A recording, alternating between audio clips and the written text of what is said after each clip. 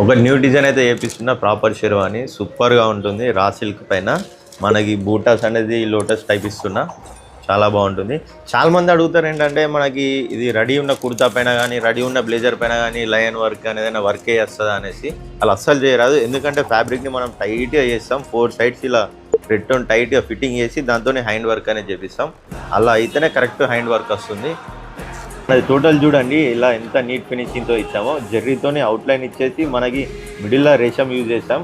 ఇలాగే మనకు ఒక్కొక్క లీఫ్ కట్ చేసి మనకి కర్దానా యూజ్ చేశాను అండ్ జెర్దోసి యూజ్ చేశాను. ఎంత ఫినిషింగ్ ఇచ్చానో. నార్మల్గా కావాలంటే మిషన్ వర్క్ కూడా అట్లా చేసి కాకపోతే మన ఫినిషింగ్ అనేది నీట్గా ఉంటుంది టోటల్ కంప్లీట్. ఇంకా మిగతాయి కూడా చూపిస్తాను, చాలా వర్క్స్ చేపిస్తున్నాను, అన్నీ చూపిస్తాను మీకు. టోటల్ పట్టు టిష్యూ గోల్డ్లో న్యూ డిజైన్ అయితే చేపిస్తున్నాను. చాలా బాగుంది కదా, కలర్ చూడండి ఎంత ఫినిషింగ్తో ఇచ్చాను.